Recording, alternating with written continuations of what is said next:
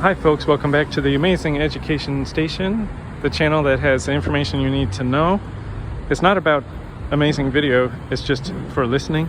Today's topic is how to catch cheaters in rentals when they're smoking and you've got a no smoking property. Oh my gosh.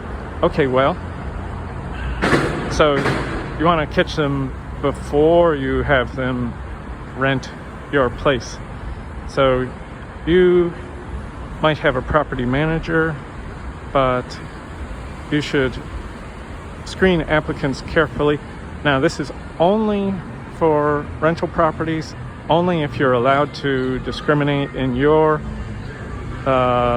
zip code, wherever your rental is, if you're allowed to discriminate based on smoking. I do recommend, because it's the number one way to have insurance claim, I recommend don't have a smoking property, have a strong no smoking policy. How do you catch them ahead of time?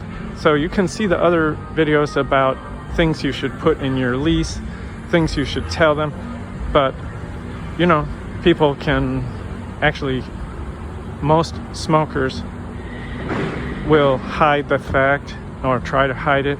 So what can you do? I can think of three things. When you get their references of the past rentals and the landlord information, have somebody else call for you, verify that they have rental, and then ask, is it a smoking or non-smoking property? Then if they say, oh, it's a non-smoking property or what, or a smoking property, then verify, did past renters smoke, even though perhaps it was a non-smoking property. Haha. Then you can call, you don't have to have somebody else call, but ask, when you're calling the references, you can say, okay, everything looks good so far, I just want to verify. And then as a last, oh, by the way, they said they're smokers. That's right, isn't it? Smokers.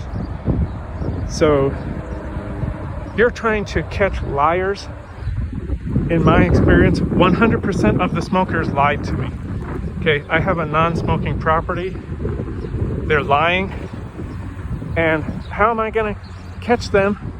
Well, you know, it's okay. You can say, you know, I understand they're smokers. Is that right? You know, it's okay.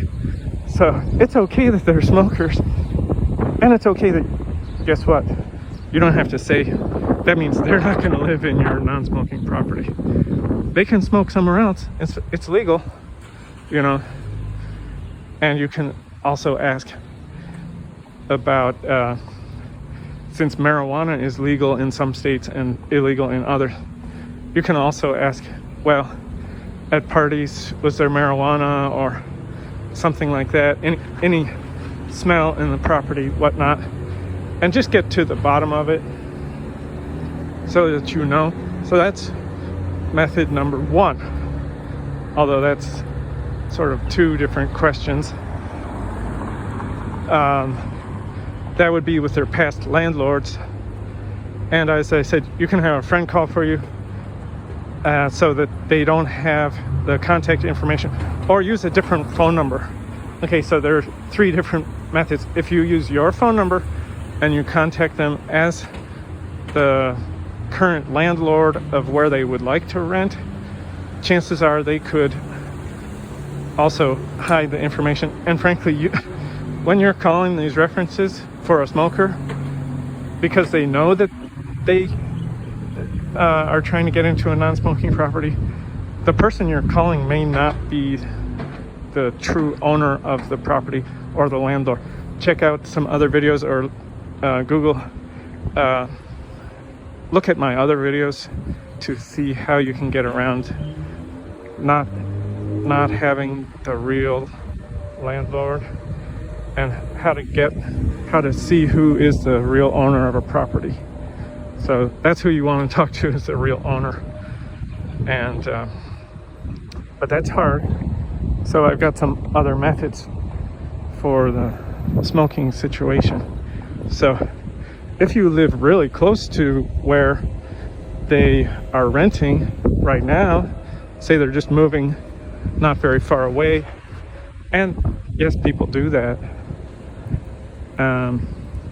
you can go over and check, ask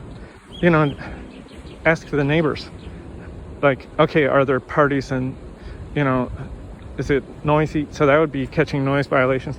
And then you could also say, do you see, are they smokers? And frankly, you can look from outside the property and see the cigarette butts.